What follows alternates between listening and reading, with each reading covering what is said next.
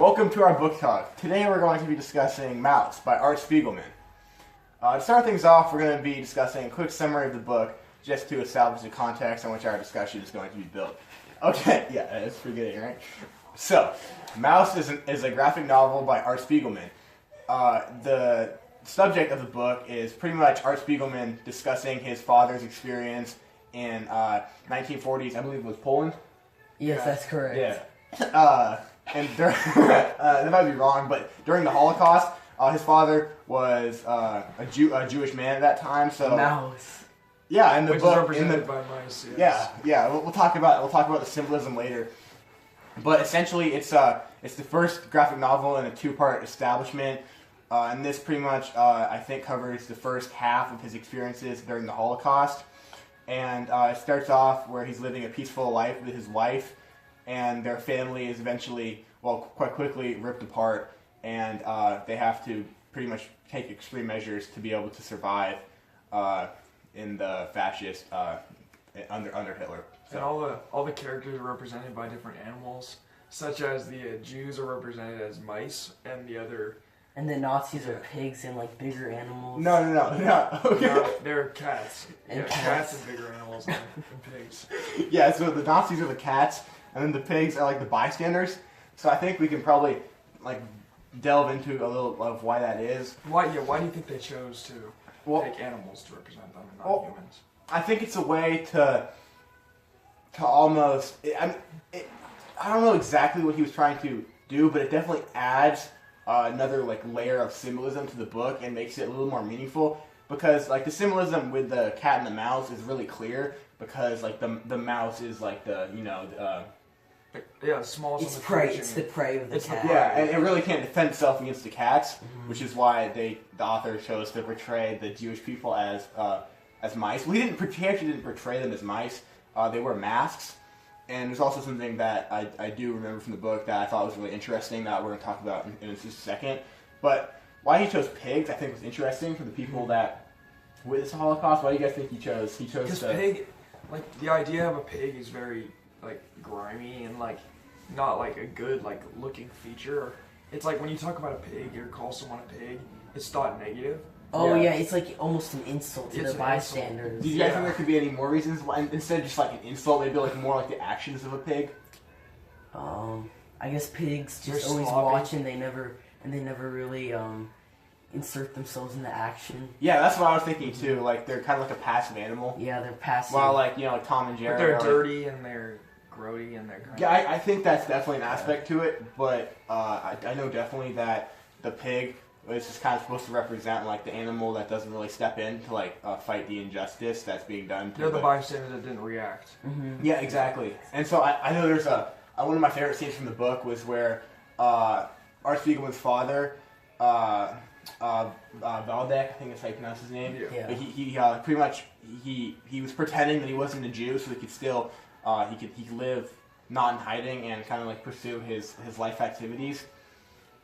And I know he got on a train pretty much, and like he had to wear like a pig mask to kind of like mask his identity. I thought that was kind of impactful how he'd like change. I have another question to Yeah. bring in. How do you think that the like coming from his dad's ideas and not his, it changes the way that the story is perceived?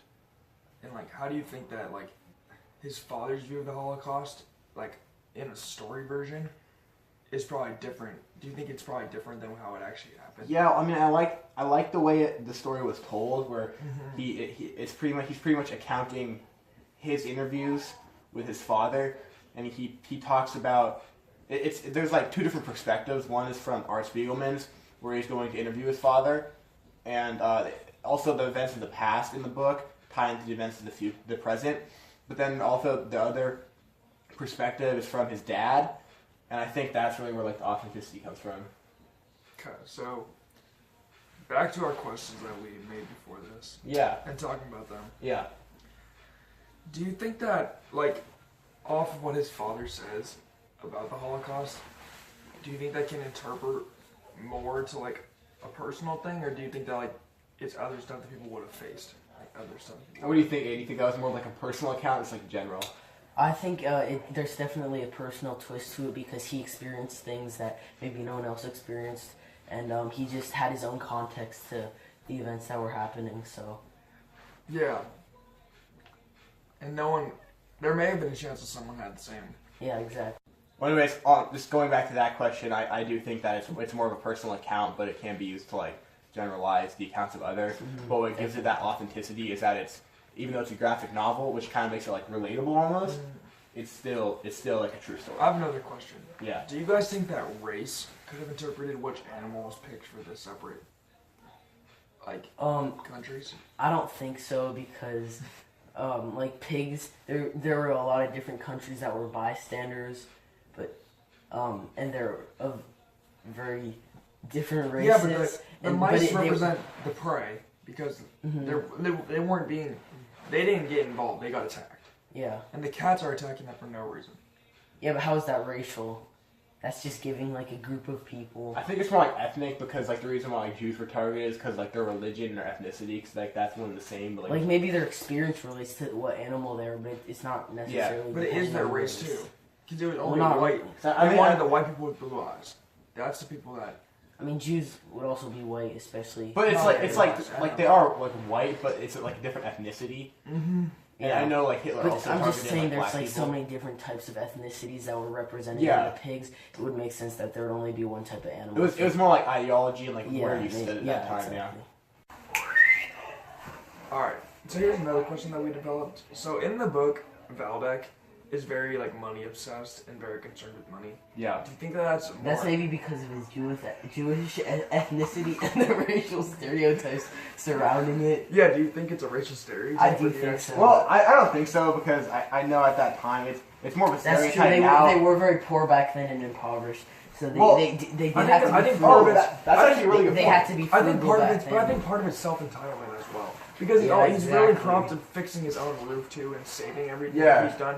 It's more of a thing of like, he did it, it's his. It's more of like, for his own personal ability to be able to say something. Exactly. Yeah, that is a good point though. Like how they were impoverished, because that might have like created the Yeah. maybe in part created the stereotype. Especially because they're already treated poorly by their own governments. Yeah. At the time, yeah. Yeah. So maybe that was one of the reasons why they like that stereotype evolved, and then like in that case it might have been true. Like Yeah. I was super frugal with money. Yeah. Art's father calls his mother, or Art calls his father a murderer due to the burning of her diaries. Why do you think that because after she committed suicide, why do you guys think because in a way he murdered her memories, which is like her soul, and that's how people remember her. I honestly think Art was being kind of greedy there though, because it was more about like for his personal gain. Yeah. But I think there also was an element of like he really wanted to preserve that.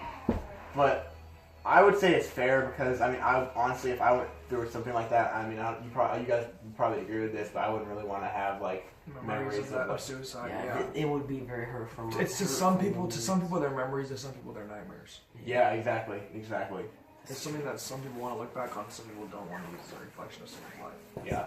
So I think that was just kind of him being selfish. We done? Let's do a couple more. Let's get to like 10 minutes for at least. This is bony. You're a bone. Just got busted out. You're bro. a bad boy. It's pretty great. No, bro, it took me like 4 months to grad school, maybe 6. It's probably 6 months. I'm saying. You're out the trailer park, bro. You're turned out into like a non-Patagonia hat, bro. You were out the trailer park. Get some overalls, like be like huffing gasoline shit, bro. You're out the What? trailer gang. Ah, there's no do propane. Wait, should we do an intro? Like, what's up, Yeah, YouTube? Like the custom Girl 420 intro. Shut the fuck up. Hold up, let's do an intro right now. Alright, I have another question for you guys. Do you guys think that the author being born in Sweden after the war and at the very end of it affects his persona of it, not being able to actually see it firsthand? Well, I mean, of course, it's going to be different to him because he's hearing stories, but at the same time, Sweden is not really an area where the war was very Exactly. Yeah. prominent.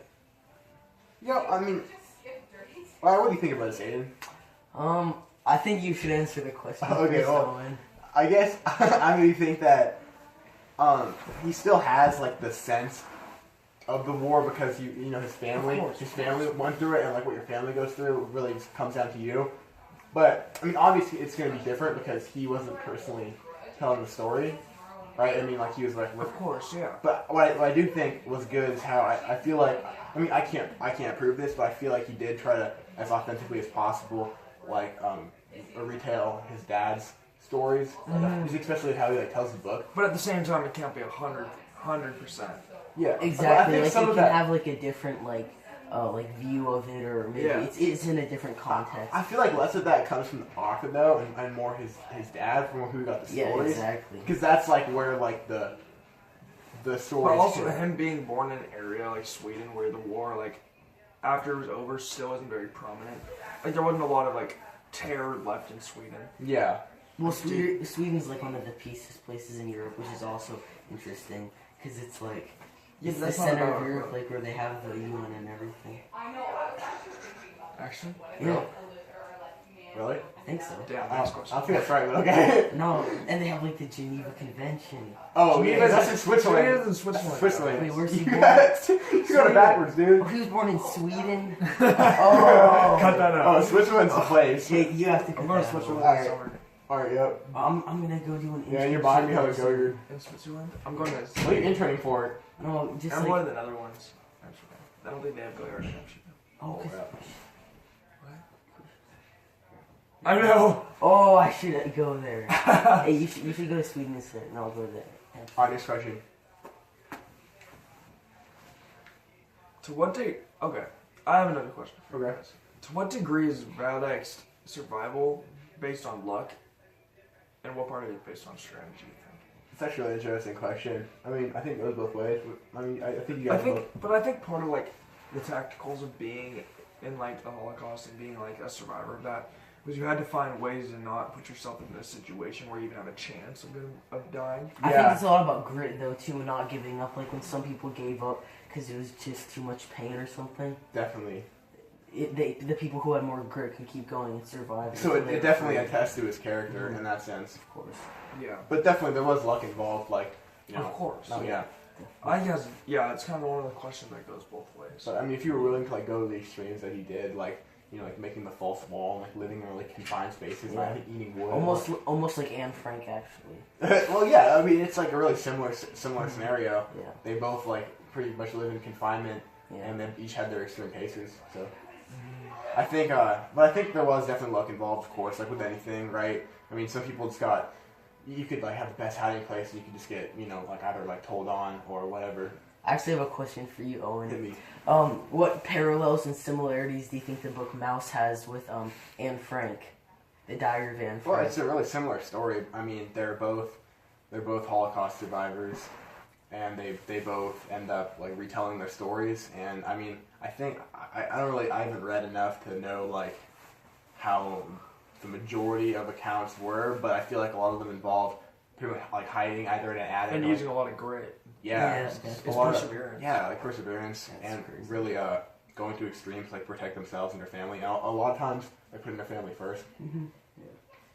But interesting, because I think definitely in both stories, there were what do you guys think about this? Like the Jews who pretty much like sold out to the Nazis and like told other Jews. Like, what do you think that says about their character? Oh, they're snitches and they're bad people. Well, like more. Like let's go that in depth though. Like what is that? Like what would separate the Jew that would like tell on their fellow Jew?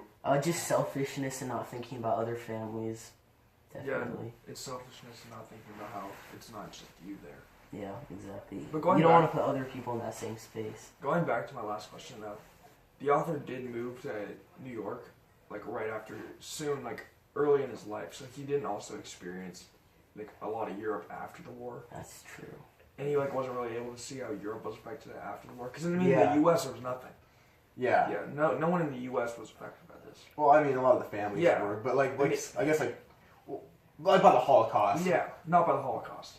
Not yeah. They're affected by war. Yeah, not by the Holocaust. Yeah, I know what you're saying. I mean, I personally, I can't really attest to that because I mean, I know like we haven't really like we were in that situation, and I'd have to definitely do more research on like how Europeans that weren't like directly involved in those events were affected afterwards. But I think what it really comes down to is like him reaching out to his father on like a personal level and really like going like getting personal and deep with like what actually happened. I think that's really the whole point of the story. Yeah. Exactly. Well, okay, so I think this is a good time to wrap this up. So I think maybe we'll just like conclude by just giving our final thoughts on the book. I thought it was a really good book. I really enjoyed it. It was really creative the way he adapted his father's lessons into a comic strip or comic book. I think I enjoyed it. Definitely. I think it's really cool how the graphic novel grasps the whole persona of the Holocaust. Yeah. And you're really able to see on a different level, and the symbolism of the animals really helps show how the war went.